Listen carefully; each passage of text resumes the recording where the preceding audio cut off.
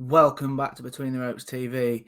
Now, it's been coming, but it's still a little bit of a shock, and there's, more to it than I think we initially thought. But we have finally got an announcement on George Kambosos and Devin Haney. The undisputed lightweight world title fight has been announced. Now, it's Saturday, June the 4th or Sunday the 5th, as it's in Australia, so depending on where you are in the world. It's at the Marvel Stadium. Now, for me, Kambosos deserves the homecoming. He's been on the road. He came over to the UK in lockdown to face Lee Selby to get the mandatory slot. Went over to America to beat Teofimo Lopez, who, people were calling him pound for pound after the Lomachenko win. So, he's earned the homecoming. I've got no issues with it. Devin Haney, he's been chasing the big fight. His record's decent, in fairness. Both fighters are undefeated.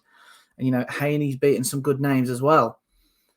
And this is the undisputed fight. The whole WBC franchise situation is an absolute mess. And it's not one I'm going to talk about on this video.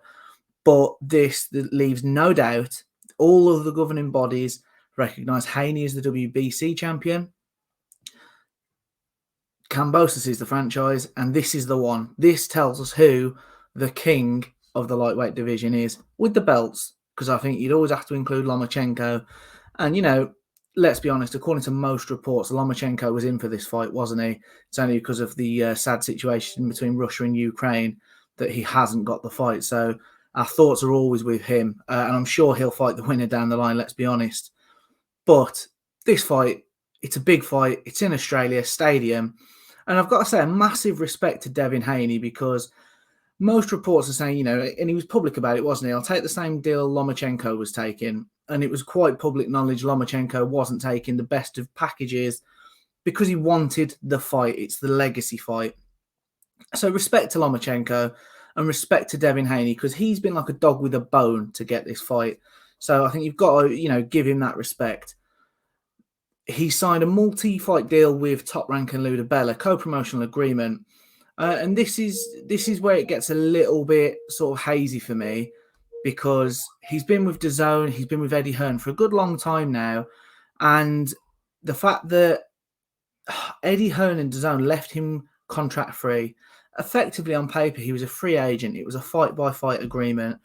And they did this to give Devin Haney the flexibility so as he could go and negotiate these fights. And, it might be a matchroom promoted event, but shown on ESPN or, it gave them the freedom to do what needed to be done. And we've seen Eddie Hearn do this with fighters in the past. Carl Froch has done it. Tony Bellew did it. They were loyal to Eddie Hearn. He does it now with Canelo. Obviously, Canelo went over to PBC and they had the plant fight. And that was the only way he was going to get the undisputed super middleweight title fight. So massive respect to Eddie Hearn and DAZN for allowing, Devin Haney, they've put a lot of money into him. They've really built his profile. And, Devin's done his work in the ring. So, let's not get that twisted. It's not like he's a hype job at all. He's a brilliant, brilliant fighter and still only 23. So the fact that he's doing all this so young, I think is truly impressive. But I do think it's a little bit, well, it's a kick in the balls, isn't it? Let's be honest. If you're Eddie Hearn and DAZN, you've put millions of dollars into promoting Devin Haney and Eddie Hearn.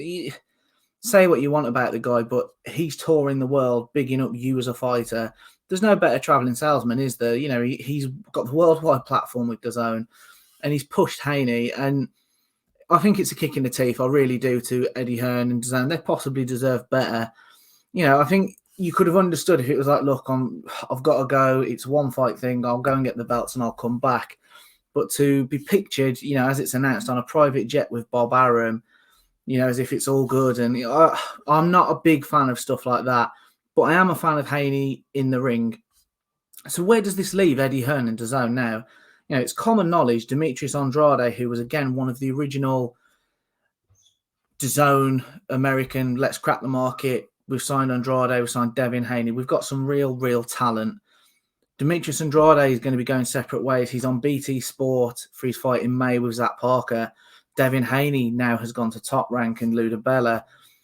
By the sounds of things, this fight, it'll have a rematch clause. The rematch will be in Australia as well. So we're probably going to see that twice this year, and that takes us out of the year. But, obviously DAZN have signed Canelo, so there's no bigger attraction. But other than that, in America, you're starting to look a little bit thin. They've got a big April, and May's shaping up nicely as well. But I do worry that, the actual American shows, they're lacking the headliner. And, a lot's been made in America about Canelo. With him, obviously, it's pay-per-view over there. Where does this leave them? They need some stars. Do they now need to really get the checkbook out and sign Anthony Joshua? His deal, Sky and Adam Smith seem confident he'll go with them, stay with them, I should say. But does DAZN now need to make that happen to get the two biggest commercial draws? I don't know, but it's very, very interesting times. But the takeaway is we've got the fight that I think a lot of people, definitely myself, wanted to see. Let me know what you guys think in the comment section, and I'll join us on the next one.